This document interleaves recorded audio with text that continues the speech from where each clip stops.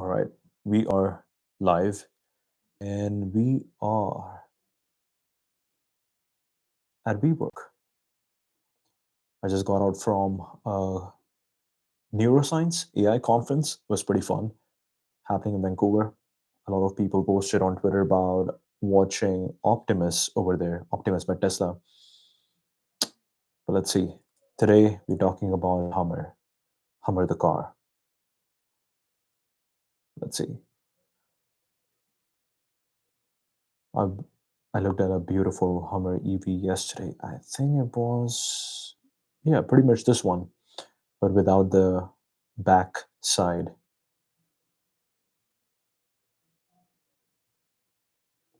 It looks kind of cool. It would be pretty fun if we just have more diversity in the designs, and then everybody could be using the same technology underneath, the most advanced technology underneath. Because a world with just Tesla Model 3 on the road would be boring. So we need more diversity. We need more designers. The technology could be the same thing, the same FSGs, the same electric motors, the same charging infrastructure. But yeah, we need more design. We need more beauty. We need more diversity. Okay. Rich and storied history that spans several decades, evolving from a military vehicle to a civilian icon, and now electric powerhouse. Traces its origin to 1983 when, oh, 83. It's not that old. When AM General received a 1 billion contract from the Pentagon to build the High Mobility Multipurpose Wheeled Vehicle, HMMWV, nicknamed the Humvee. The Humvee, okay? Gained prominence during the Persian Gulf War in the early 90s, catching the public's attention with their rugged capabilities. So I think it was this one, Hummer. Really, really cool. 83, when AM General received a $1 billion contract from the Pentagon to build the High Mobility Multipurpose Wheeled Vehicle. Civilian debut. 92, AM General introduced the civilian version of the Humvee, marketed as the Hummer. Transition was partly influenced by actor Arnold Schwarzenegger, who advocated for a civilian model after being impressed by the military version.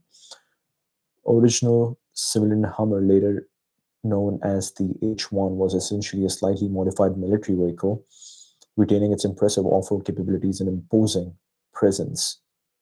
GM's acquisition. AM General. AM General was kind of the military vehicle manufacturer. This thing was called High Mobility Multipurpose Wheeled Vehicle. They got a $1 billion contract from the Pentagon. Arnold Schwarzenegger loved it. He advocated for a civilian model. They came out with the H1. Then GM acquired, purchased the Hummer brand from AM General in 99, marking the beginning of Hummer's expansion. Introduced two new models, Hummer H2, 2003 to 9, full-size SUV based on GM's full-sized pickup platform. This looks so beautiful. It looks nice. It looks nice. Hummer H3, 5 to 10, smaller, more accessible model built on GM's mid-size truck chassis. And I'm guessing the new one might be called H4. Peaked in 2006 with over 71,000 units sold in the US. However, the brand's reputation for excessive fuel consumption became problematic as gas prices rose and environmental concerns grew. 2008 financial crisis dealt the final blow, leading GM to discontinue the Hummer brand in 2010 during its bankruptcy proceedings. After a decade-long hiatus, GM announced the return of Hummer in 2020, this time as an all-electric sub-brand under GMC. The new Hummer EV, available in both pickup and SUV variants, represents a significant departure from its gas-guzzling predecessor. Boasts up to 1,000 horsepower in its top trim, pickup version can accelerate from 0 to 60 in just 3.3 seconds, features advanced technology like rear wheel steering and removable roof panels. Military workhorse or electric super truck showcases its ability to adapt to changing times. While it has faced criticism for its size and consumption in the past, the new electric iteration aims to combine the brand's iconic design and off-road capability with modern sustainable technology. Bold attempt to redefine an American icon for the 21st century. Why not? Why not?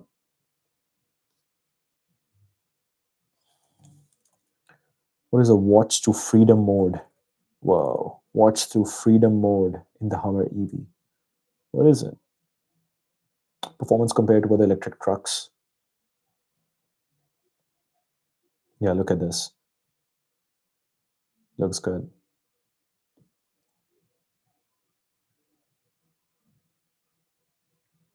Watch to freedom. Vehicle will lower repeated usage, will cause accelerated wear on the vehicle.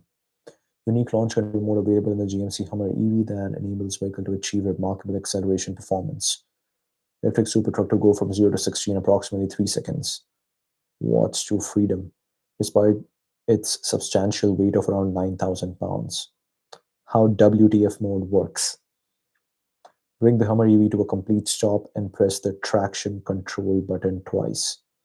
Bring the Hummer EV to a complete stop and press the traction control button twice. Suspension lowers the vehicle by 2 inches. Shock absorbers are stiffened. Cooling system is adjusted for enhanced performance. Shock absorbers are stiffened. Power optimization. 3 electric motors are set to full power. Motor inverters unlock additional current. System enables peak horsepower and torque production. Driver seat vibrates, and the sound system plays bass sounds. Infotainment screen displays animations and a torque gauge capability graphic. Driver presses both the brake and accelerator pedals. Upon releasing the brake, the vehicle accelerates rapidly. Allows Hummer EV to achieve supercar-like acceleration rivaling many high-performance sports cars. Designed for use on closed courses only and requires responsible operation. Significant amount of battery power which may impact driving range. Not be available if the vehicle's battery level is too low. This is kind of cool. This is kind of cool. It's really cool that a company like GM were able to pull this off. Okay, tell me, uh, what are all the major events in the history of Hummer since its inception?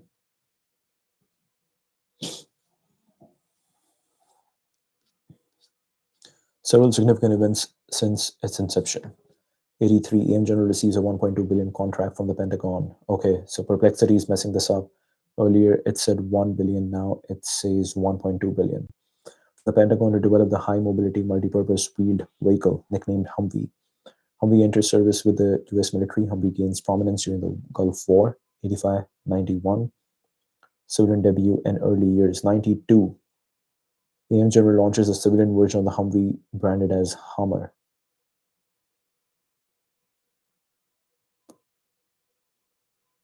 Signing after all offers, ultra low mileage, lease for well qualified leases. Okay, this looks beautiful. Like nothing else, a Hummer EV event. Hummer EV, you and a guest are invited to experience the GMC Hummer EV pickup up close and in person, West Hollywood. Exclusive preview on an upcoming Hummer EV merchandise collaboration. Okay.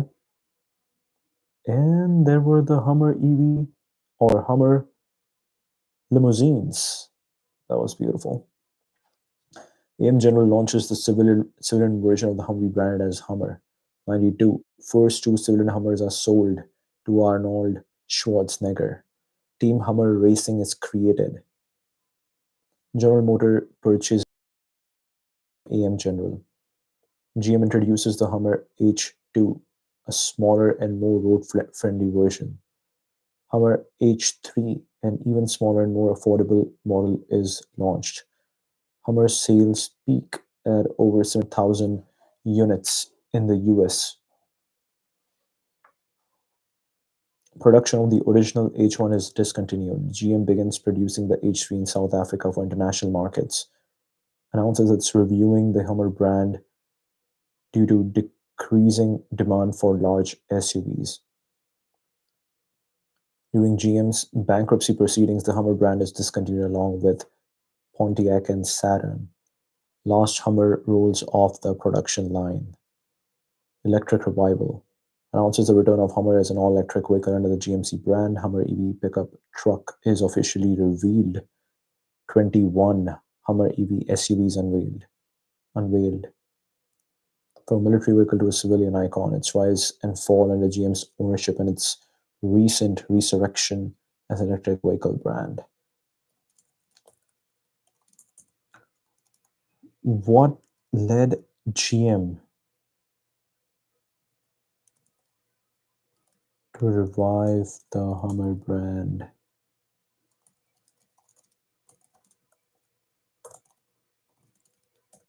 Tell me the story. Tell me the story. Research the factors, gather information on the market trends and consumer interest in electric vehicles that influenced their decision, compile the information. Okay, story of adaptation, strategic repositioning in the face of changing market dynamics. Now this looks pretty cool. I think this is the first time I saw Bronco. They had the same thing where you can just remove the roof. Look at this. Beautiful. This is nice. A much smaller version. This is H3. This is H2. Okay. We need to look at the difference between H1, H2, and H3. Origin decline. Once synonymous with gas guzzling excess, faced a dramatic downfall in the late 2000s. 2008, rising gas prices, looming recession, diminished appetite for oversized, fuel inefficient vehicles.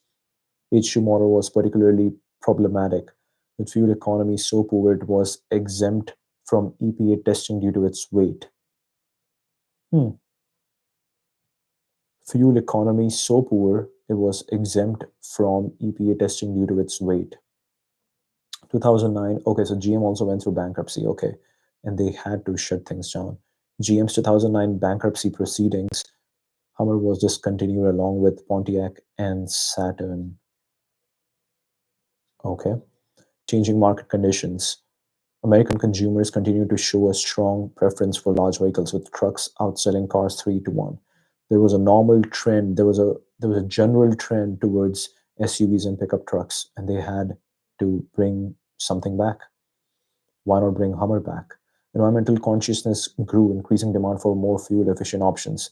Advancement in electric vehicle technology made powerful zero emission trucks feasible. Powerful zero emission trucks feasible. Makes sense. Trucks were outselling cars 3 to 1. That is cool. GM's electric vision. GM began exploring ways to transform itself for an all electric future. Company committed to putting 20 EV models on the road globally by 2023.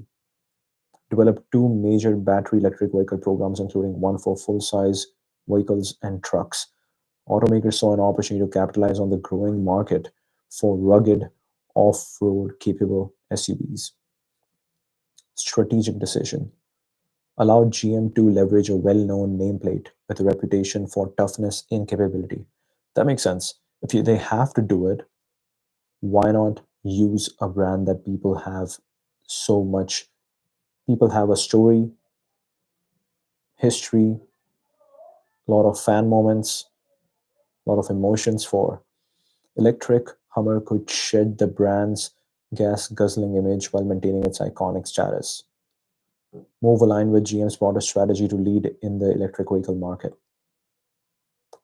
Moved quickly to bring the Hummer EV to market. 2020, announced a return, all electric sub brand under GMC, invested in Factory Zero, its first EV dedicated production facility in Michigan. equipped the Hummer EV with its Ultium battery technology, promising up to 1,000 horsepower. Market reception: revival of Hummer as an electric brand has been met with enthusiasm. When unveiled, 10,000 units of Edition 1 were pre ordered and sold out in just 10 minutes. Over 65,000 pre orders have been received for various Hummer EV models, successfully transformed a symbol of excess into a showcase for cutting edge EV technology.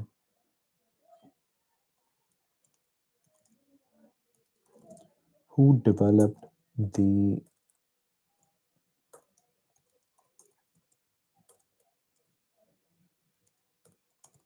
EV technology at GM? I'm just curious. Let's see what do we get over here because they are.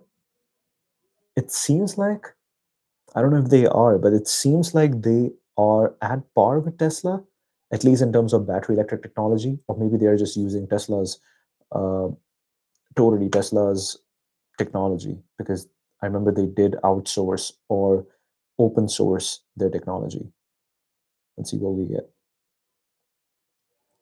Cadillac, Ford, Cadillac, Hummer, Ford. I believe that's F-150 Lightning. Let's see. Has been a collaborative effort involving numerous individuals and teams over several decades. Early EV, AeroVironment electric vehicle company developed the Impact concept car for GM in 90, which later evolved into the EV1. Aaron Cocconi, from AC Propulsion, he designed and built the original drive controller electronics for the Impact. Paul McCready and Alec Brooks, world-class engineering designers at AeroVironment, who worked on GM's Solar Racer project.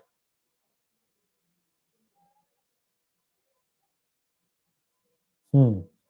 EV1 program. Kenneth Baker led the EV1 program as the lead engineer. Hughes Electronics refined the design of the drive controller electronics.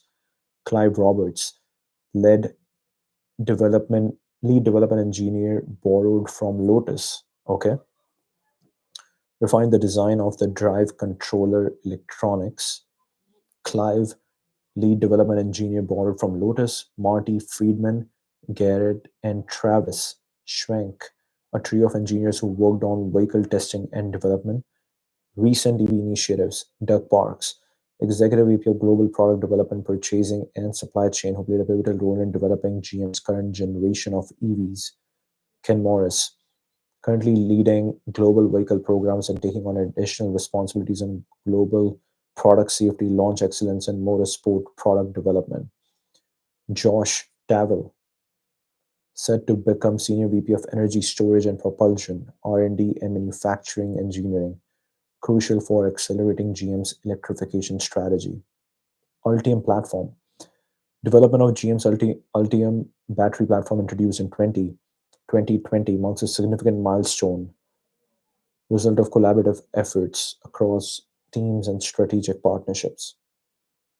Ongoing process with contribution from numerous engineers and partnerships over the years, evolving from early concepts like the Impact and EV1 to current Ultium platform powering GM's new generation of electric vehicle.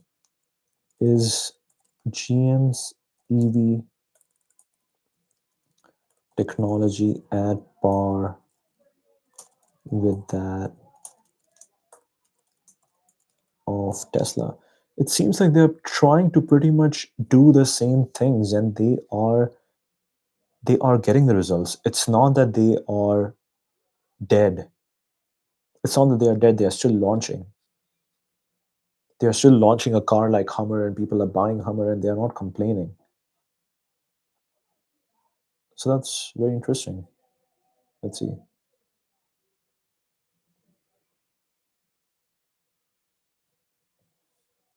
Ultium battery platform has made significant strides in recent years, but it's not quite at par with Tesla's technology in all aspects. Battery offers some advantages.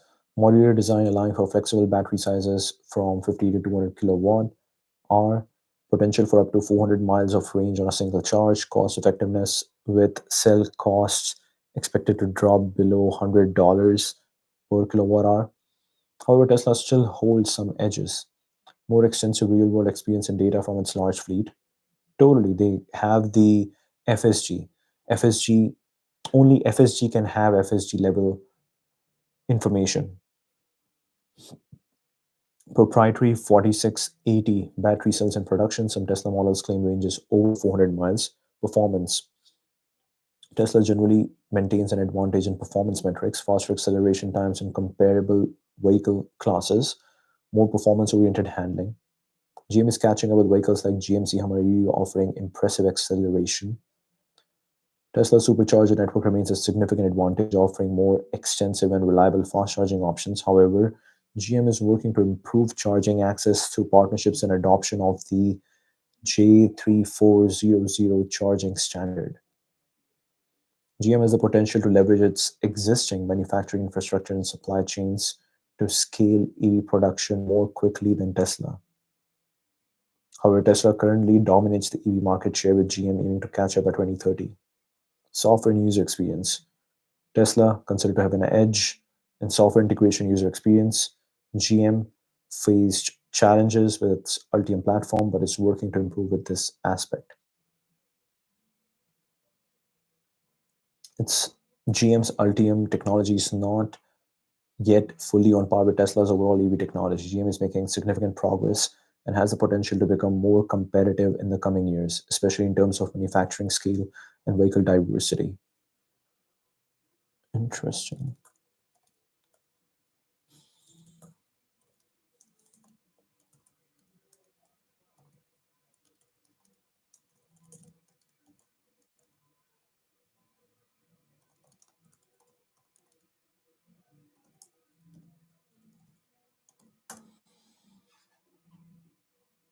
Let's see what we get over here. The GM hire employees from Tesla to build the Ultium technology.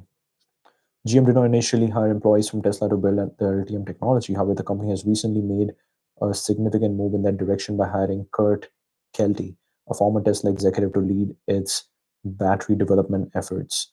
Kurt spent over a decade leading Tesla's battery development team, was hired by GM in February 2024 as the new vice president of batteries, newly created role at GM, indicating the company's increased focus on battery technology, part of GM's strategy to overcome challenges with its Ultium battery program and accelerate its EV production.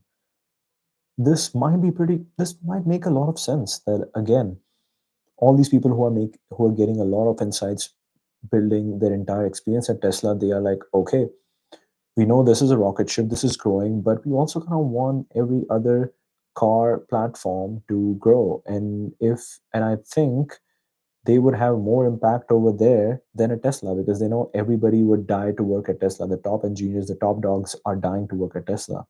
But not everybody wants to go to GM. So the good ones, some people might be like, hey, why not let me take on the challenge. I know I have done this at Tesla. I have the expertise, I have the knowledge, I have the connections. Maybe let me go and totally change the fate of this massive public company with a history, an American first company. That would be cool. Yeah. Some people might do it. Electric future is now. And Tesla also doesn't care, right? They have a lot of people dying to work for them. So they'll be like, okay, go make make our industry even better. Because at the end of the day, even I'm guessing Kurt, when he goes to GM, he's not building something new. He is basically getting GM up to speed with where Tesla is at. So the knowledge that was built at Tesla, again, like in GM's eye, Tesla would become even more powerful, because now they will be just looking up to them more and they will be running to get up to speed with Tesla. Kelty's hiring appears to be part of GM's strategy to overcome challenges with its Ultium battery program and accelerate its EV production. His expertise is expected to help GM advance the Ultium project, develop a comprehensive battery cell strategy, implement a new end-to-end approach to battery development, potentially reduce cost and improve performance of GM's electric vehicles. Is significant. He joined GM after the initial development of the Ultium technology. His role seems to be more focused on improving and advancing the existing technology rather than building it from scratch. Particularly for a competitor like Tesla, represents a shift in the company's approach. They've been resistant to importing outside expertise, preferring to rely on in-house talent.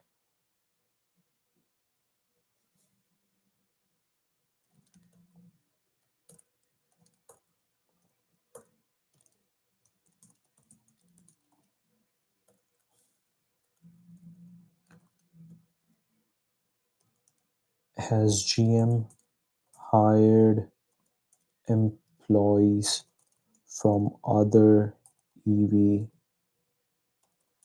competitors? We started with Hummer, but we are kind of going deep into GM because GM is developing Hummer, and this might be really good to understand where Hummer stands. Yes, GM has hired several key employees from EV competitors and tech companies. Kurt, he was previously leading Tesla's battery development team for over a decade and was responsible for battery cell supplier negotiations. Jean-Peter Clausen, appointed in March 24, new head of global manufacturing and sustainability. He led production scaling efforts for Tesla's electric vehicle propulsion systems at Gigafactory 1. Clausen previously led production scaling efforts for Tesla's electric vehicle propulsion systems at Gigafactory 1. Tim, hired August 24. These are all super latest hires. As VP of Product Management for GM Software Services Group, he was a former Apple executive. Right, you now have a massive number of people who have kind of burned out at Tesla and Apple, at companies like Tesla and Apple.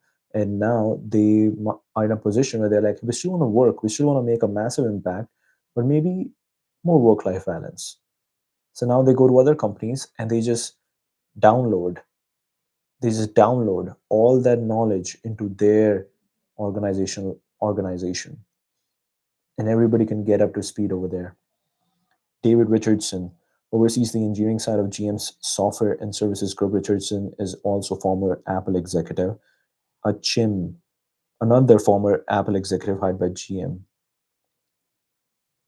Areas such as battery development, manufacturing, and software services. By bringing in talent from successful EV and tech companies, GM aims to accelerate its transition to electric vehicles and improve its competitiveness in the rapidly evolving automotive industry.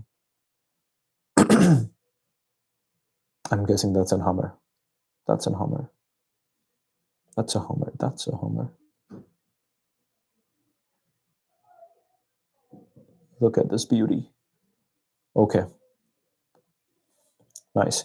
Now we go back to the major events and we looked into the story of revamped, why they got into Hummer. They had the insight. Too many people were buying SUVs. We can now make it electric, a massive truck, and we can make it electric.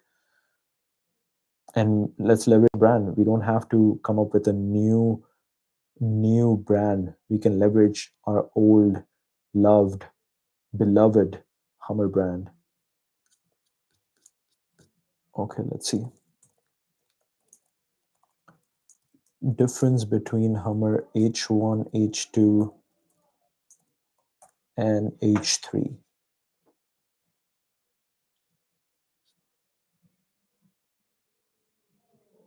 Four-door wagon, four-door open top.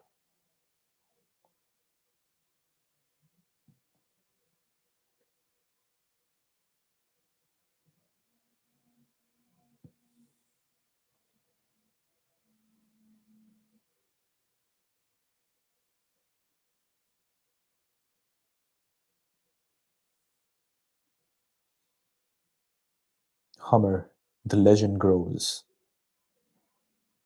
Kind of cool, really cool branding. Hummer is built like no other. Distinct models of Hummer lineup, each with its own characteristics and specification. Largest in Most rugged, based directly on the military Humvee. H2 slightly smaller than the H1, but still a full-size SUV. H3, the smallest of the three, classified as a mid-size SUV. Various engine options: Duramax diesel, focused on off-road capability rather than on-road performance. H2 gasoline engine, better on-road performance compared to H1. Optional V8 later models, fuel efficient, off-road capabilities. H1 superior off-road performance with features like portal axles and inboard brakes. H2 capable off-roader but not as extreme as H1. H3 designed for both on and off-road use with optional off-road packages available. Fuel efficiency. Least fuel efficient with observed fuel economy around 12. Poor fuel economy, EPA rated at 10 mpg city and 13 mpg miles per gallon, I think. Miles per gallon highway. Most fuel efficient of the three, but still relatively low by modern standards. Interior and comfort. Spartan interior with seating for four, focus on utility. H2 more luxurious with seating for five and more comfort features. H3 most car-like interior with better everyday usability and comfort. Production years 92 to 2006, 3 to 9, 6 to 10. Target market enthusiasts and hardcore off-roaders, luxury SUV buyers seeking a bold image. Broader market appealing to those wanting Hummer style in a more practical way. We still kind of want to see Hummer H1, H2, and H3. Let's see.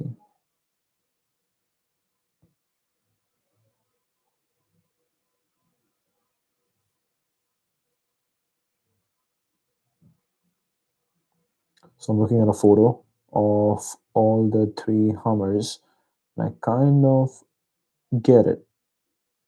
I kind of get it.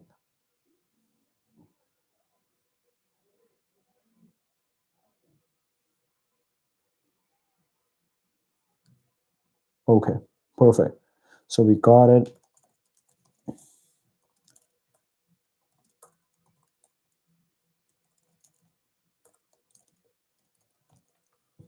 Tell me the story of Arnold and Hummer. Let's see what we have.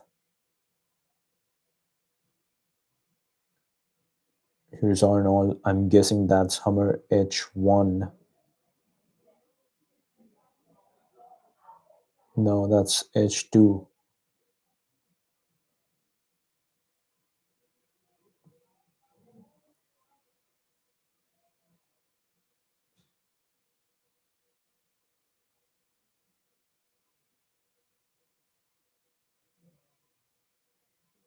The gas guzzling car. Story of Arnold and the Hummer is a tale of Hollywood influenced military technology and the American car culture. Origin 90. While filming Kindergarten Cop in Oregon, Arnold spotted a military convoy of Humvees, high mobility, multi purpose wheeled vehicles. Immediately captivated by the vehicle's imposing size and rugged appearance, Schwarzenegger saw an opportunity that aligned with his action hero image. Yeah, this is the Humvee. This is H1. This is H2. H1, H2, and H3. H3 was weird. Um, saw an opportunity that aligned with his action hero image, lobbying for civilian production. Determined to own a Humvee, Schwarzenegger contacted AM General, the manufacturer. Initially, the company refused, stating they didn't sell to civilians. Undeterred, Schwarzenegger spent the next few years lobbying AM General to create a civilian version. Breakthrough. Schwarzenegger, by the way, the movie is called Kindergarten Cop, spotted a military convoy of Humvees. Hmm. Okay, breakthrough. Persistence paid off. 92 AM General introduced a civilian version of the Humvee, branded as the Hummer. He became the first civilian owner of the AM General, even stenciling Terminator on this vehicle. Hollywood's Hummer craze. Ownership sparked a trend in Hollywood. Hummer, despite its $100,000 price tag, pretty much like Cybertruck. And this is $100,000 back in those days, which is crazy. $100,000. And poor fuel efficiency, wow, became a status symbol. Celebrities like David Beckham, Eminem, and Britney Spears joined the Hummer bandwagon. Hummer collection. At one point, Schwarzenegger owned seven Hummers, showcasing his dedication to the brand. He became an unofficial spokesperson, appearing in advertisements and driving Hummers to movie premieres. Environmental dilemma. As he transitioned from action star to governor of California, he faced a conflict between his Hummer ownership and his growing environmental consciousness. In an attempt to reconcile this, he converted one of his Hummers to run on hydrogen power. End of an era. 2006, amid rising gas prices and growing environmental concerns, sold his entire Hummer fleet. This move symbolized the changing attitudes towards large, fuel inefficient vehicles. Electric revival. 2017, his dream of an environmentally friendly Hummer came true when Austrian firm Chrysler created an all electric Hummer H1 prototype for him. This full circle moment demonstrated Schwarzenegger's evolving stance on environmental issues while maintaining his connection to this iconic vehicle. Celebrity influence can shape consumer trends and how changing societal values can impact even the most iconic products.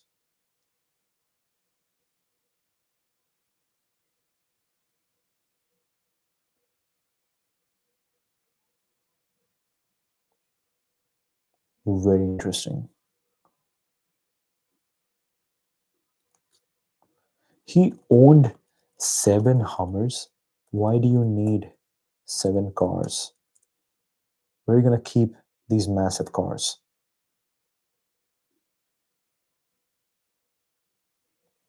Maybe one at each of his houses? That is crazy.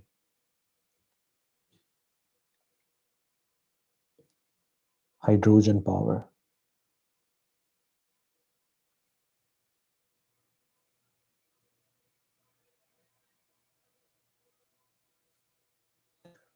Arnold's relationship with the Hummer is a fascinating tale of celebrity influence and automotive passion. Okay. AM General didn't send to civilians. Furious lobbying AM General to create a civilian version. His persistence paid off. Stencil Terminator. He owned a fleet of seven Hummers.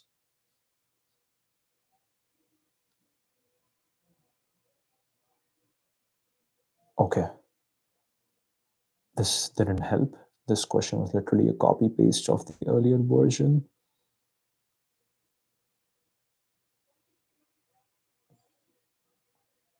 Let's see what lobbying means.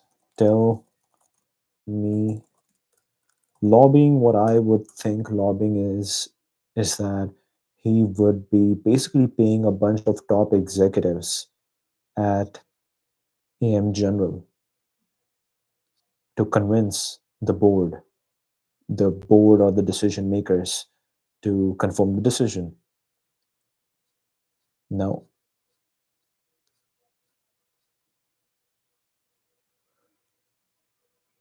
Okay. He repeatedly contacted AM General's management, assuring them that it made perfect business sense because all the other 800-pound gorillas in Hollywood would want one too. He saw the Hummer as an icon of Americana comparable to Harley Davidson motorcycles and believed it needed to be available to the civilian population. He even went as far as seeking government approval. He flew to meet with his friend Colin Powell, who was in position of authority at the time, convinced Powell to sign a letter that would release AM General from liability concerns, allowing them to sell the vehicle to civilians. AM General finally capitulated. They saw the logic in selling a few thousand more vehicles to regular folks, especially given that development costs had already been paid for by government contracts. The marketing team quickly came up with a suitable brand name, and the Hummer H1 hit the streets in 92. He became the first civilian owner of a Hummer. Stencil Terminator on his vehicle, acknowledging his role in bringing the Hummer to the civilian market. Power of celebrity in shaping consumer trends. His successful lobbying efforts not only fulfilled his personal desire for the vehicle but also launched a new era in automotive history. Cool.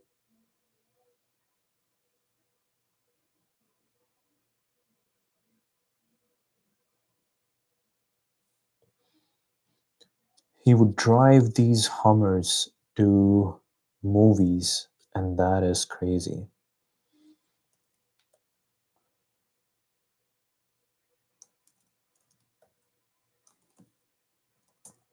Let's see if AM General is still a company, or were they fully acquired and absorbed by GM and they were done. Let's see. This is AM General. They were basically building a bunch of military vehicles. There is a relationship over here. 1852, Studebaker receives its first army wagon contract in 1861. Studebaker, okay. Standard Wheel Company, 1902.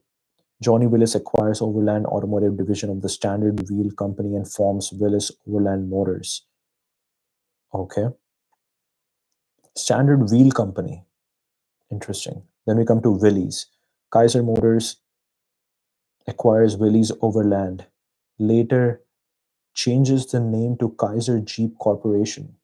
Kaiser Jeep acquires Studebaker's General Products Division in South Bend, IN. Okay. Studebaker already had military contracts. Standard Wheel Company, we are not sure if they had military contracts, but then we have Willys Overland merged into Jeep. American Motors Corporation is acquired by Kaiser Jeep Corporation. American Motors spins off its Jeep Corporation General Products division and forms AM General. Whoa, really cool. Really cool. Bunch of Humvees. These Humvees look cool.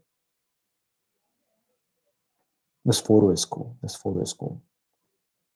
50 years of AM General over 100 years of drive. Long, successful, and strong history of designing, manufacturing, and supporting iconic, high-quality military, commercial, and consumer vehicles. More than a century in operation, we have a tremendous history of providing the most advanced and dependable products on time and on budget. We're responsive to our customers' unique needs, offering versatile vehicles, innovative product solutions, and end-to-end support that keeps pace with the changing world. Keep pace with the changing world. Leading American manufacturers specialized vehicles. Rich history spanning over 100 years. Company is best known for producing the iconic Humvee and its civilian counterpart, the Hummer. 71 as a subsidiary of American Motors Corporation, traces its roots back to the Standard Wheel Company of Terre Haute, Indiana, established in 1852, has produced over 1 million vehicles throughout its history, including 300,000 plus light tactical vehicles. Produced over 1 million vehicles throughout its history. Key products: Humvee, JLTV A2 Joint Light Tactical Vehicle, Humvee Sabre Light Tactical Truck. These guys literally take their names from Star Trek. This photo is cool. MIC, Mission Integrated Maneuverable Interoperable Conformable Vehicle. Humvee 2 CT Hawkeye specializes in designing, engineering, manufacturing, and supporting military-grade tactical vehicles. Global presence with products in over 70 countries, focuses on interoperability across allies and building long-standing defense industry partnerships. Specializes in designing, engineering, manufacturing, and supporting military-grade tactical vehicles. Global presence with products in over 70 countries, focuses on interoperability across allies and building long-standing defense industry partnerships, develops innovative mobility solutions with advanced, rugged, and resilient designs. Headquartered in South Bend, major facilities in Indiana, Michigan, and Ohio, strong supplier base stretching across 43 states, employs a diverse American workforce. Awarded a contract to produce the next generation GLTV A2 for the US military, developing the Mimic V a PERP or PHI, purpose-built tactical truck for special operations, showcasing cutting-edge tactical capabilities at industry events like AUSA, AUSA. Hmm, very interesting.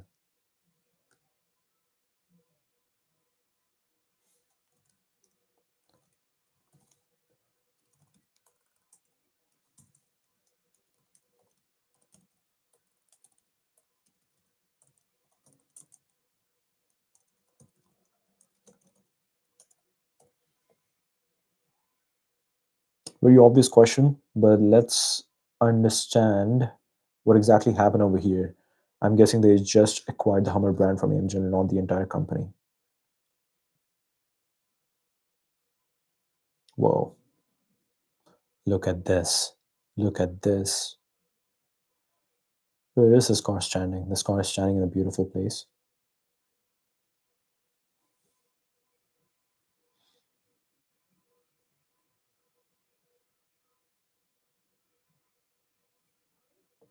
Interesting. 99, General Motors completed the acquisition of the worldwide rights to the Hummer brand name from AM General. AM remained an independent company and continued to manufacture the vehicles. GM gained the rights to market and distribute all civilian Hummers, continued to assemble Hummers at its plant in Mishawaka, Indiana. AM General retained the rights to sell the military version of the Hummer. GM took over marketing and distribution of the commercial version through its dealers while leveraging AM General's manufacturing capabilities. AM General continued to operate independently, producing military vehicles and other products beyond just the Hummer line.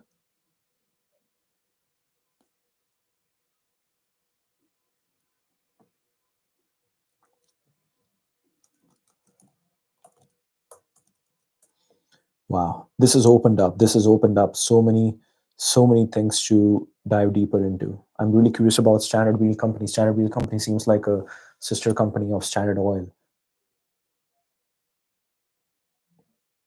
Joint Light Tactical Vehicle. Look at this. Look at this. Look at this. I'm pretty sure Arnold Schwarzenegger wakes up one day. He's like, hey, remember me? I want this. Same color. It's kind of cool. It's kind of too short or too small in length. Looks rugged from the front. Looks like a monster. Monster truck. This is how a monster truck looks like. Really cool. Represents significant advancement in military mobility solutions designed to meet diverse mission requirements across the spectrum of military operations. Powertrain. Duramax diesel engine paired with an Allison 6-speed automatic transmission. Enhanced efficiency. Improved fuel economy through upgraded transmission gear coding and enhanced engine control module. Electrical system. 24-volt lithium-ion battery replacing the two lead-acid batteries in the E1 version. Modular design incorporates a modular-based integration kit, optimizing packaging efficiency and providing more cargo storage space. Noise reduction, modular design, packaging efficiency, more cargo storage. Makes sense. Electrical system, two lead-acid batteries in the E1 version, enhanced efficiency, transmission gear coding, enhanced engine control module. Noise reduction, reduce operational noise both inside and outside. Corrosion protection, exceeding the 30-year requirement. Variants, general purpose, 4 crew base vehicle, utility vehicle, cargo delivery, shelter carrier, heavy guns carrier, 4 crew setup with a gunner in a turret, TOW, close combat weapons carrier, configured for anti-tank and anti-armor operations.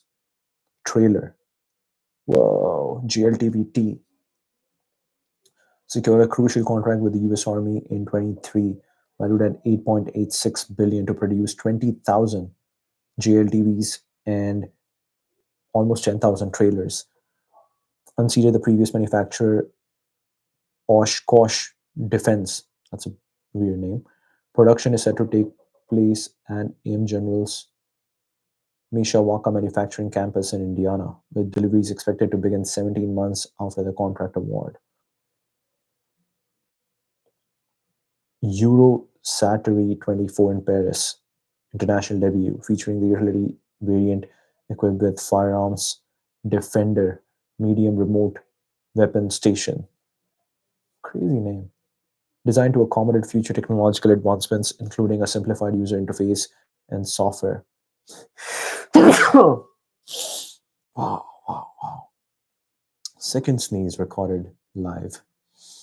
Supporting future enhancements, upgrades, and integrations, this forward thinking approach ensures the vehicle's relevance in evolving combat environment.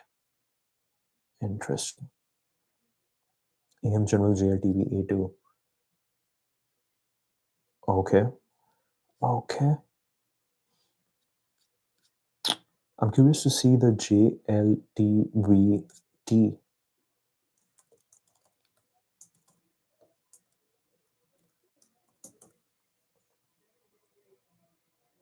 I'm imagining this is the one that will look better. Let's see. Whoa. Whoa. Wait, how do they make these? Yeah.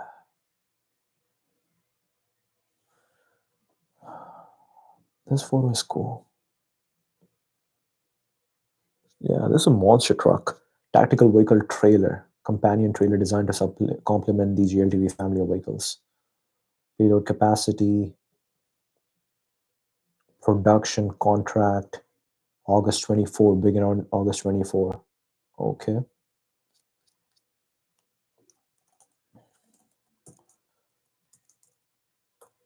I'm curious about the Standard Wheel Company.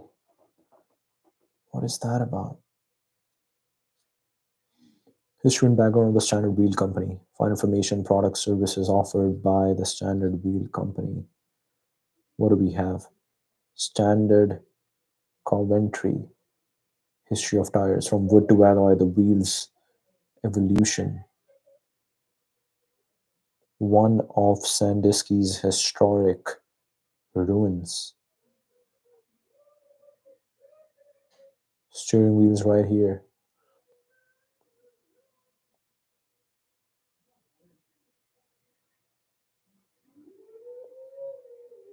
Significant player in the early American automotive industry, with roots tracing back to late 19th century. Here are the key points.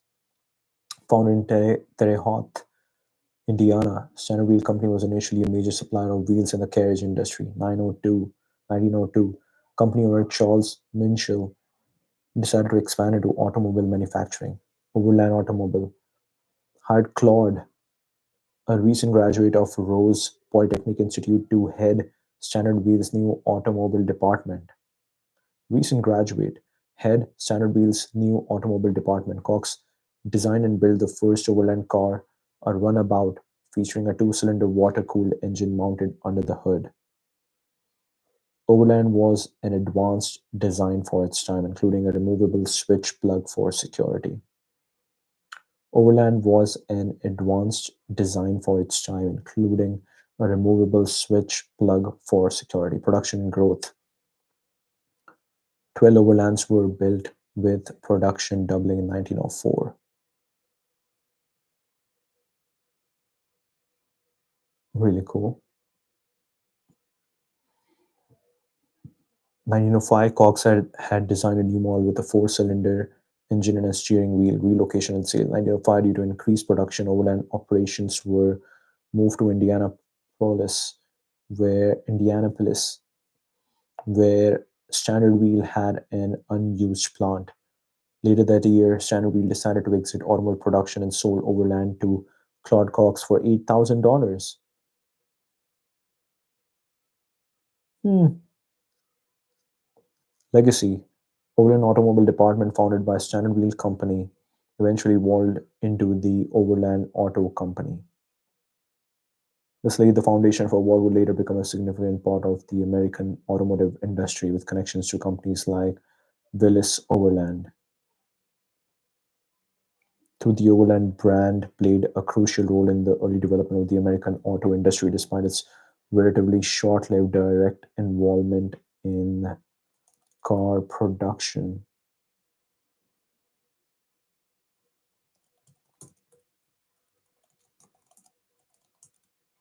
Was Standard, just out of curiosity, was Standard Wheel Company and Standard Oil related in any way? Obviously, there would be some relation that, hey, for a train, you need wheel and you need an oil for transportation. Let's see what we get. Summarize the findings regarding any connections or relationship between the two companies. Claude Cox. Want to learn more about Claude Cox? Okay, let's see. Standard Oil. Nope. Standard Oil of Indiana, Standard Oil of Ohio, the Ohio Oil Company, Standard Oil of New Jersey, Standard Oil of New York, Standard Oil of California, Calso, Standard Oil of Kentucky, California uses Chevron logo, acquires the Kentucky acquired one more, UnoCal acquired 2005, becomes Chevron. Okay. New York. So this is in the West. On the East, we got New York and New Jersey merged with something over here, renamed Mobile. Okay. And then acquired this company, renamed Exxon, and then merged in 1999 to become ExxonMobil. ExxonMobil. ExxonMobil. ExxonMobil. Okay. So in the West, they had Chevron. In the East, you got ExxonMobil. Okay. Standard Oil of Indiana and Standard Oil of Ohio. I'm guessing we are going into the South. We got Amco,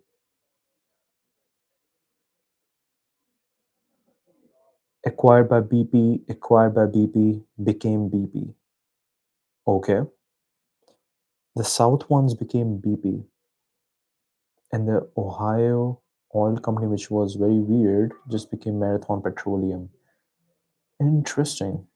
We kind of get a really good idea over here. Okay, this was cool. So Standard Oil, the two who went in the West became Chevron. The two who went in the East became ExxonMobil, and the two in the South became BP. West merged, East merged, South was both acquired by BP. Interesting, interesting, interesting. Standard Oil monopoly. Let's see. They're not related anyway. These were two entirely separate companies operating in different industries. Founded in Terre Indiana, initially supplier of wheels for the carriage industry, briefly ventured in automobile with the Overland car, later evolved into part of the automotive industry. Standard Oil, founded by John D. Rockefeller in 1870, operated in the petroleum industry, became one of the world's largest and most powerful companies before being broken up due to antitrust regulations. Interesting. Let's search Claude Cox Overland because this is interesting. He graduated Rose Polytechnic University. He takes over the Overland car, and then Standard Wheel sells him Overland for $8,000. Really cool rise. All happens in just 2 years, I think. Yeah. Recent graduate, Rose Polytechnic Institute to head Standard Wheel's new automobile department, design and build the Overland car. Two-cylinder water-cooled engine. Okay, advanced design for its time, including a removable switch plug for security. 12 overland build, production doubling in 1904. He had designed a new model, four-cylinder engine and a steering wheel. During increased production, overland operations were moved to Indianapolis, where Standard Wheel had an unused plant. Standard Wheel decided to exit automobile production and sold overland to Claude Cox. Crazy, crazy story.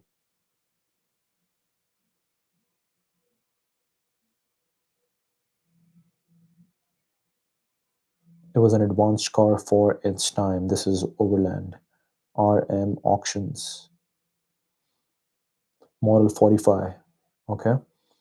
Overland Model 45 will easily be the most popular car of the year. This car is a complete vindication of the Overland idea of standardization of parts and quantity manufacture.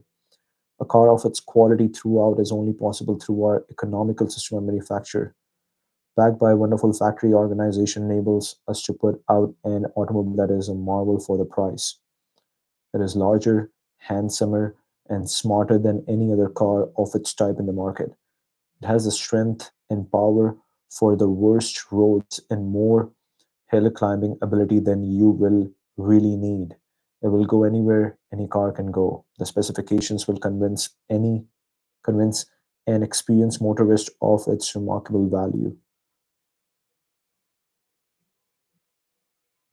Cool car for that time. Okay. Claude, Claude, let's learn about you. Pivotal role in the creation and early development of the Overland automobile.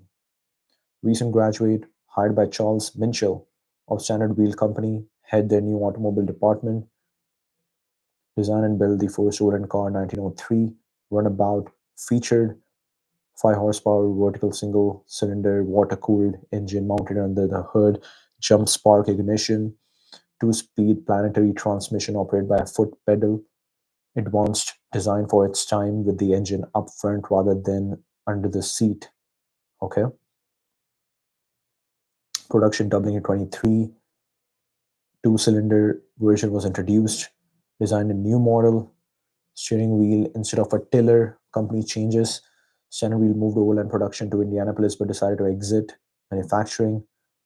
Claude purchased overland from Standard Wheel for $8,000. David M. Perry became a 51% investor, forming the Overland Auto Company. J. N. Willis purchased control of Overland and increased production to 467 cars. Cox left Overland in 1909 to join Interstate and later formed his own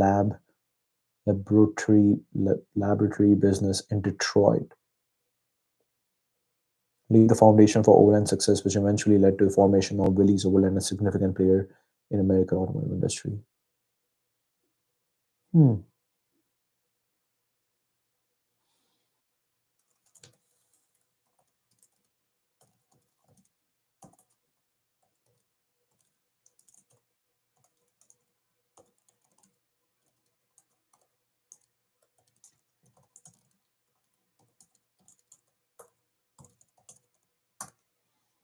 Tell me about the career of Claude after he exited Overland until his death.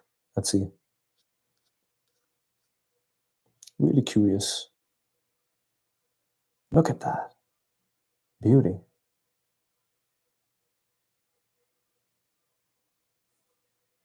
These cars were beautiful for that time. These cars were beautiful. Look at this.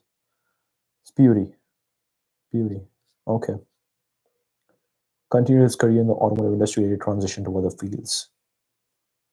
Another automobile manufacturer, shortly after leaving Overland, formed his own lab business in Detroit, leveraging his engineering expertise. During the Korean conflict, Cox served in the U.S. Navy as a pilot. He flew F-9F Panthers off the USS Boxer, completing 286 missions. He reached the rank of lieutenant commander. After his military service, he worked as a regional newsman in New York and Los Angeles. He was involved with the television program Texas in Review. 57. He became the assistant news director at KRLD. Wow. 1910 until 1910, he's doing his automotive business. Then he enters the lab business. Then he goes into becomes a pilot. In the US Navy, he becomes a commander. Then he is doing news journalism, becomes assistant news director at KRLD, public relations and theme parks. 61, Cox became the public relations director of Six Flags over Texas. Later took on the same, he goes from news to theme parks. Later took on the same role for Six Flags over Georgia when the park was added. Religious broadcasting, had significant career in religious broadcasting with the Southern Baptist Radio and Television Commission. Created and produced popular top 40 radio shows like Powerline and Soul Searchers. Combined secular music with brief messages aimed at giving hope and comfort to young listeners. He also conducted interviews for the program Master Control. 73, he was honored with the Faith and Freedom Award by Religious Heritage of America for his work on Powerline. He was tasked almost like 70 years after his graduation, so he's right now almost in his 90s. That's crazy. 80 years. And he just graduated. So 20, 100. What?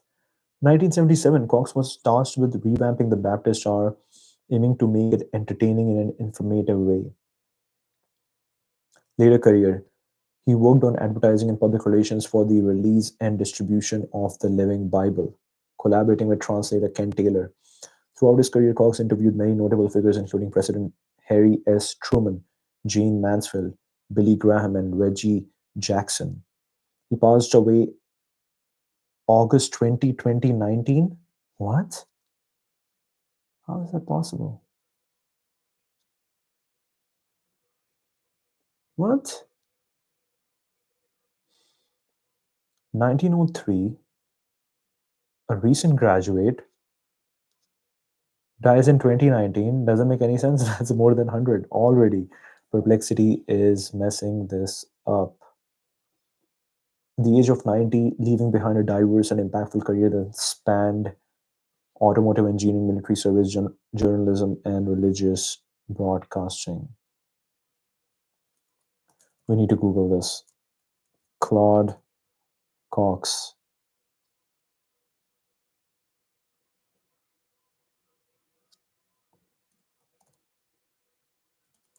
Overland.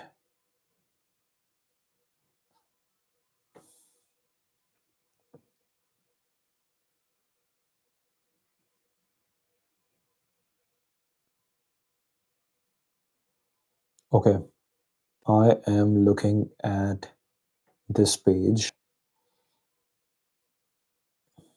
and it seems like this is the right one. 1879 to 1964. Design and build the first Overlands. First Overland went for test drive in 1903. Epicyclic transmission similar to that used on 1909 to 1927 Model T Ford gave speed of up to 20 miles per hour. It was financed by Standard Wheel Company and operated from their premises. A boiler explosion occurred. Standard Wheel lost interest, and Claude was able to buy the fledgling auto company for $8,000.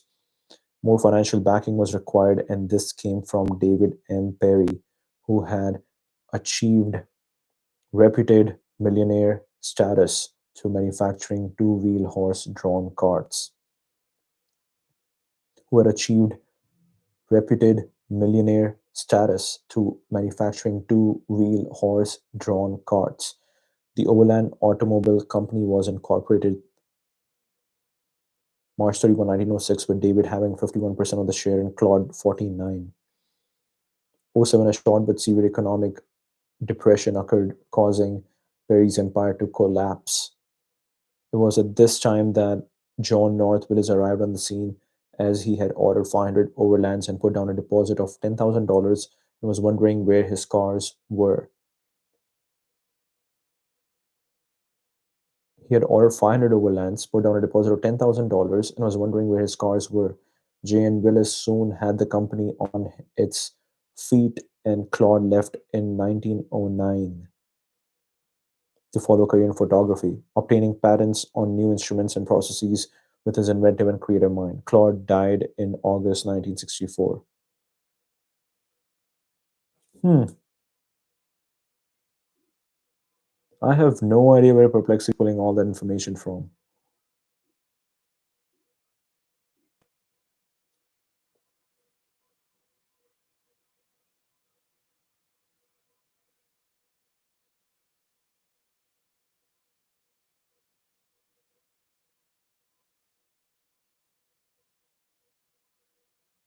Yeah, I'm looking at the sources over here, and it is some other Claude. So Perplexity did mess up over here. Now we don't know the history that we read is of Claude Cox, the Overland guy, or not. Interesting. Interesting. Hmm.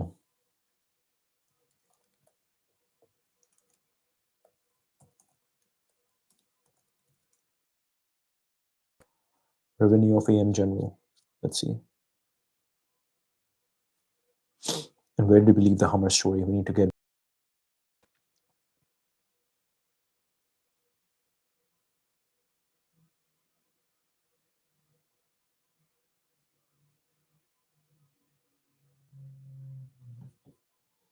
potential $8 billion contract would be nearly 20 times AM General's annual revenue reached 561 million. And here it is showing me something else, affiliated managers group, which is wrong. So let's get back to the story of Hummer. 1.2 billion contract from the Pentagon to develop the high mobility service with the US military.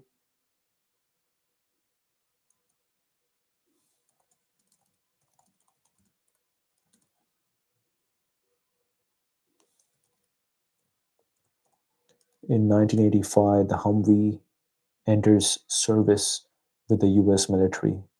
Let's see if we have more data over there. We'll go back here and we'll see what are some other interesting things. Humvee gains prominence during the Gulf War.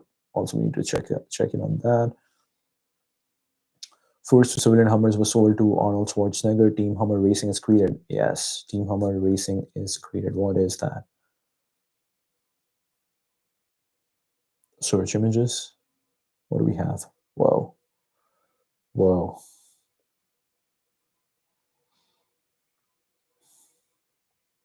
Whoa.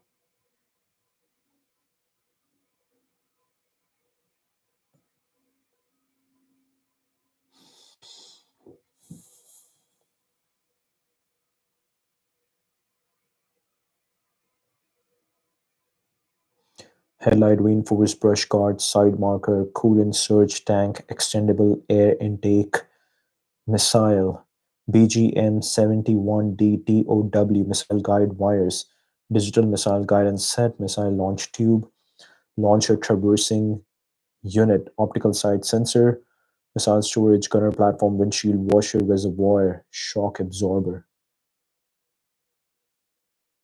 Interesting. Entering into service marked a significant milestone in the military vehicle development. Story begins in the early 80s when the US Army recognized the need for a new tactical four-wheel drive light vehicle. Four-wheel drive light vehicle. 81, the Army awarded contracts to three companies, AM General, Chrysler Corporation, Teledyne, Continental, to build 11 HMMWV prototypes each. These vehicles underwent rigorous testing at Aberdeen Proving Ground, Maryland, and Yuma, Arizona, covering over 600,000 miles in trials that included off-road courses in desert and Arctic conditions. AM General's design, which they nicknamed Hummer, emerged victorious. 83, the company was awarded a 1.2 billion contract to produce 55,000 vehicles for the US military, including 39,000 for the Army. Production began in 84, and on 85, first production Humvee rolled off the assembly line. Vehicle featured an aluminum body that was heat treated, epoxied, and riveted. It was powered by a GM 372 CID liquid cooled diesel engine coupled to a GM 3-speed automatic transmission. Introduction represented a significant upgrade from its predecessor, the Jeep. Each Humvee was designed to replace two Jeeps and an anti-tank missile trailer capable of hauling weapons, cargo, and crew. Fort Lewis, Washington, and the 2nd Battalion, 47th Infantry, 9th Infantry Division were the first to employ the Humvee in the new concept of a motorized division. Yakima Training Center, Washington, served as the main testing grounds for Humvee from 1985 through December 1991. Early days were not without challenges. In June 1983, a Pentagon report noted the vehicle's very low reliability, averaging only 370 miles between failures. Entry into service in 85 marked the beginning of a new era in military mobility. It would go on to see the first combat in Operation Just Cause, U.S. invasion of Panama, and play a significant role in numerous conflicts thereafter.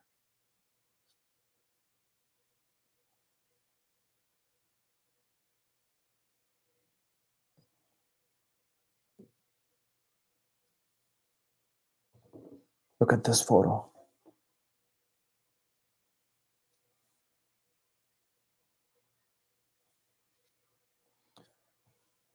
Operation Just Cause, the U.S. invasion of Panama in 89. The operation served as a trial for by fire for the vehicle alongside other new military assets.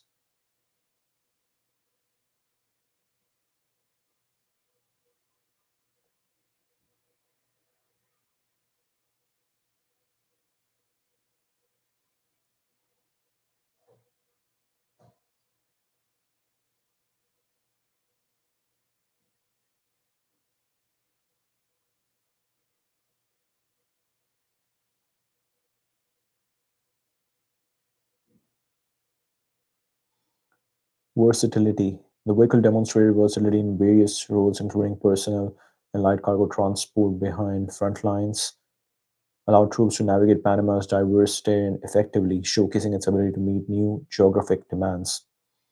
While not designed as a frontline fighting vehicle, chassis survivability allowed most crews to return to safety even when the vehicles were damaged. Lack of armor. Basic first generation had no armor, making it vulnerable to arms fire, and other threats. No protection against chemical, biological, radiological, or nuclear threats.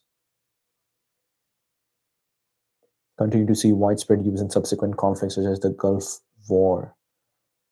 Okay. What role did the Humvee play in the Gulf War? Let's see.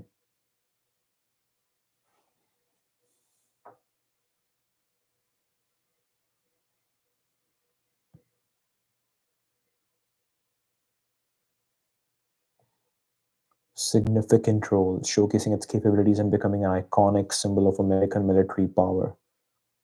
Exceptional performance in the harsh desert terrain of the Middle East.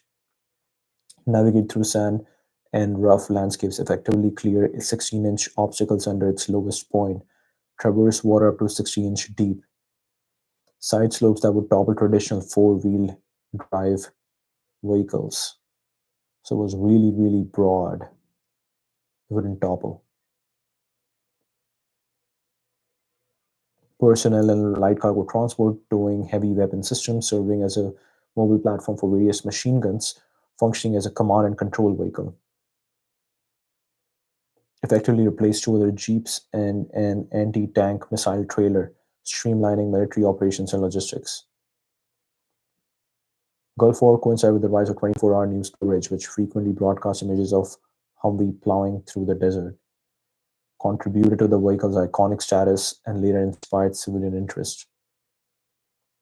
Crucial in supporting various aspects of the military operation, transporting troops and equipment through hostile territory, providing mobile firepower and support for frontline units, facilitating rapid movement and deployment of forces across the theater of operations.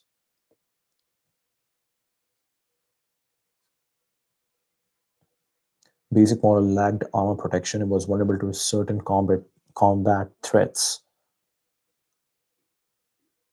Interesting.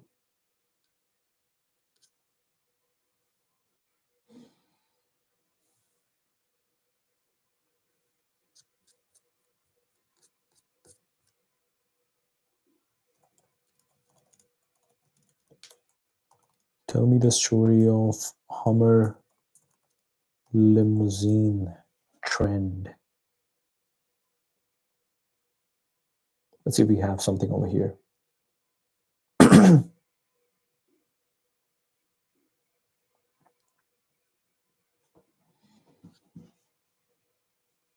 it began in the early 2000s, investigate the factors that contributed to the popularity of Hummer limousine, celebrity endorsements, platinum limousine.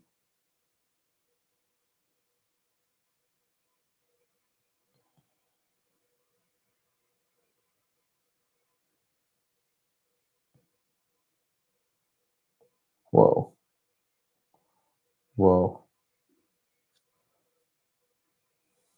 Fascinating tale of excess innovation and changing consumer taste. Early 90s, shortly after civilian version of Humvee was introduced to the market, imposing presence causing caught the attention of the limousine industry. Hummer limo became a symbol of extravagance and luxury. Unique appearance in association with military toughness made it popular choice for special events, bachelorette proms, birthdays, corporate events. High-profile individuals began using Hummer limos, further cementing their status as a luxury vehicle. Peak in mid-2000s. Limo companies expanded their fleets to include multiple Hummer models. Custom Hummer limo conversions became more elaborate, featuring amenities like bars, entertainment systems, and even hot tubs. H2 and H3 models were also converted to limousines, offering more affordable options. I'm guessing this is H3, this is H2.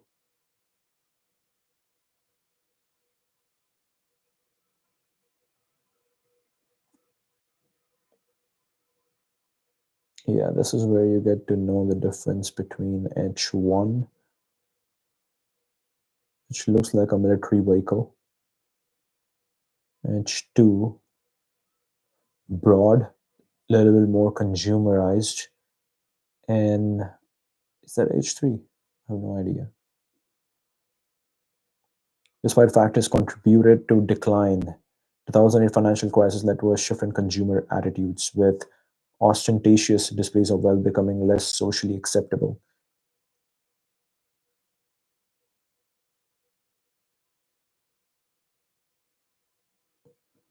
Popularity of SUV limousines paved the way for other large vehicle conversions.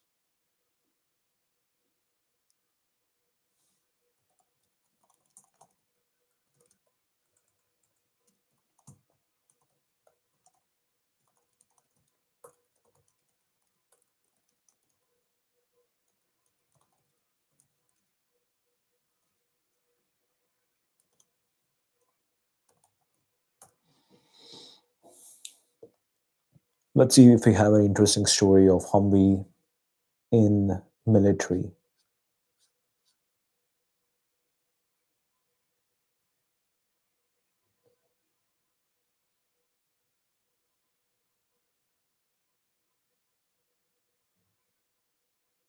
This seems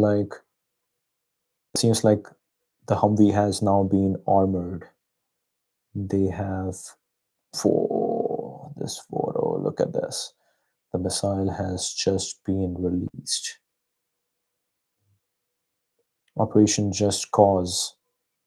Growing reviews after the brief conflict, with one after action report calling it reliable, durable, and battle worthy. Trial by fire for the vehicle, showcasing its versatility in various roles, including personnel and light cargo transport. Gulf War navigated the desert terrain with ease, coupled with the emergence of 24-hour news coverage, led to endless images of the hulking machines plowing through the sand. This exposure helped cement the Humvee's iconic status and later inspired several interests. Somalia. Battle of Mogadishu. Humvees and their crews suffered considerable damage and losses due to the nature of urban engagement. The chassis survivability allowed the majority of those crews to return to safety, never being designed to offer protection against intense small arms fire, machine guns, and rocket propelled grenades. Afghanistan. Before IEDs became prevalent, troops appreciated the Humvee for its ability to access rough mountainous terrain. Some soldiers would remove features from Humvees, including armor and sometimes even entire doors, to make them lighter and more maneuverable for off road conditions and to increase visibility. Iraq exposed the vulnerability in urban warfare situation scenarios. In the first 4 months, 67 US troops died in Humvees, led to the hasty efforts to add armor kits to the vehicles, which improved survivability but created new problems. The added weight strained the chassis, leading to unreliability, and the armored doors that weighed hundreds of pounds were difficult for troops to open. Iraq War. Improvised solutions. Troops had to improvise to protect themselves. Army specialist Thomas Wilson famously told then Defense Secretary Donald Rumsfeld in 2004 that he had to dig through local landfills for pieces of scrap metal and compromised ballistic glass to armor their Humvees. Versatile off-road vehicle to a symbol of both military might and vulnerability in modern warfare. Its adaptability and limitations have shaped military tactics and vehicle design for decades.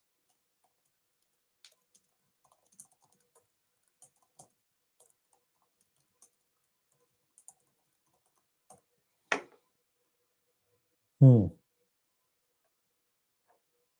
Tell me the story of our racing team.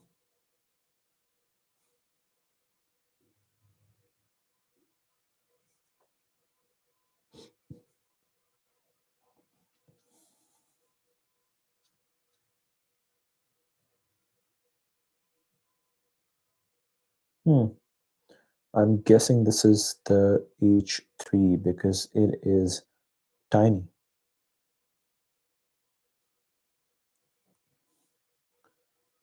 Building brand image through motorsports. Team Hummer Racing was created in 93 shortly after civilian Hummer was introduced. Off-road racing legend Rod Hall complete, competed in stock classes of both Best in the Desert and Score off-road racing series.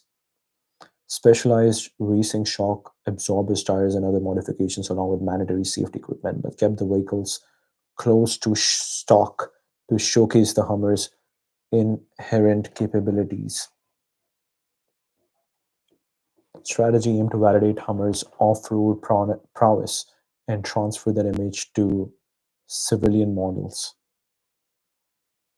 Significant success over the years, they earned 11 production class wins at the grueling Baja 1000 race. Rod Hall drove a stock class H3 to a first-in-class finish at the Baja 1000. Team demonstrated the vehicle's durability and performance in harsh racing conditions. Also competed in other motorsports. Robbie Gordon raced a highly modified two-wheel drive Hummer in the Dakar Valley from 6 to 13, achieving a best finish of third place. GMC partnered with Chip Ganassi Racing to compete in the all-electric Extreme E off-road racing series with a vehicle inspired by the new GMC Hummer EV. That is cool. That is cool. And Hummer is back. Hummer is back. Let's see if we have pictures for that. That would be cool.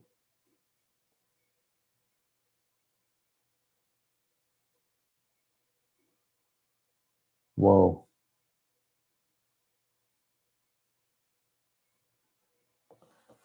What is that? What?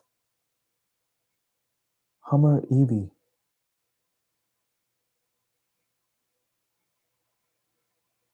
I'm guessing that is a AI generated image and not real because this looks weird. And also multi-year sponsorship deal with Chip Ganassi Racing. Ganassi for the team's entry into the inaugural season of Extreme E, an all-electric road off-road. And do all cars look the same? They pretty much look the same. Okay. So they have a similar design. and then you can do your own little branding on it. Interesting. Featured a race vehicle inspired by the GMC Hummer EV. Marked Chip Ganassi Racing's first venture into electric racing. The race vehicle was designed to evoke the appearance and capabilities of the GMC Hummer EV, showcasing the brand's commitment to electrification, demonstrate the performance and off-road capabilities of electric vehicles in extreme conditions. Sustainability and electric technology align with GMC's vision for the future of transportation. Announced the withdrawal from the Extreme E series for the 24 season. Team expressed interest in potentially returning to the championship as it transitions to Extreme H hydrogen powered racing. Interesting. Interesting. We have more things that we can get into. What do we have here?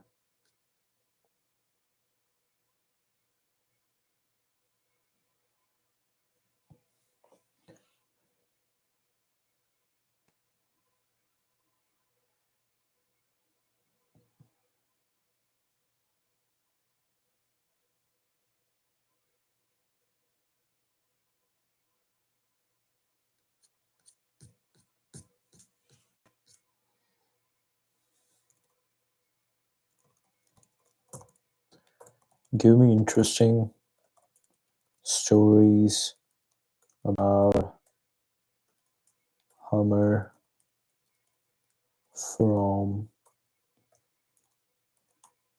the GM era. Let's see what we get.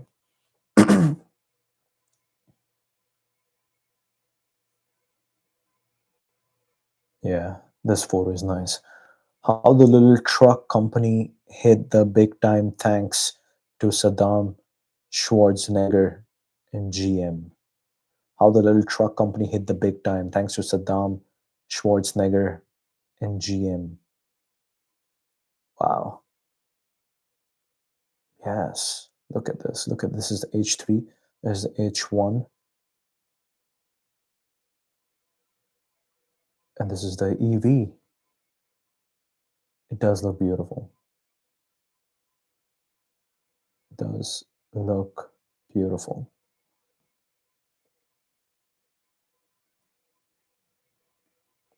This photo is really cool to compare what has been happening.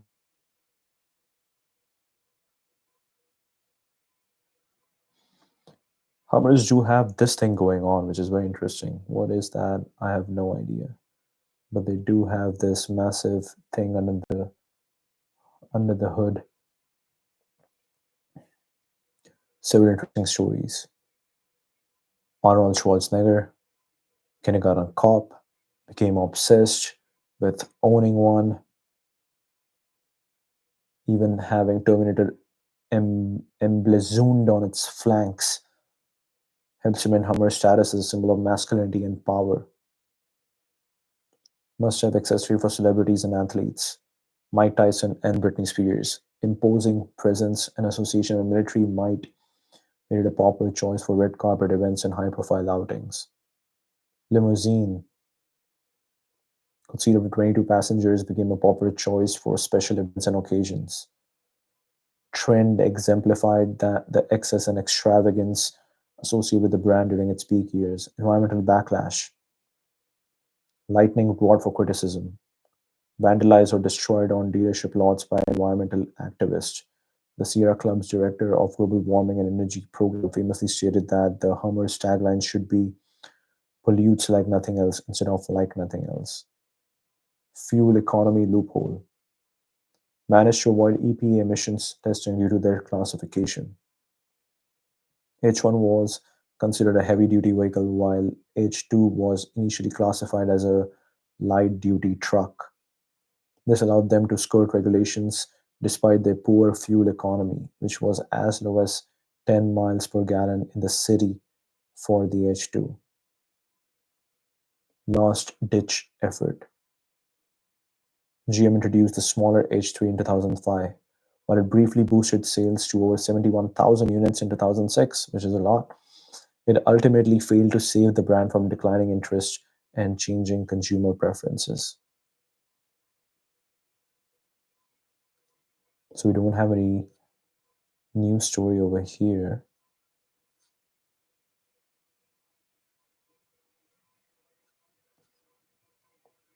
But very interesting. All right, that's the stream. Thank you, thank you, thank you.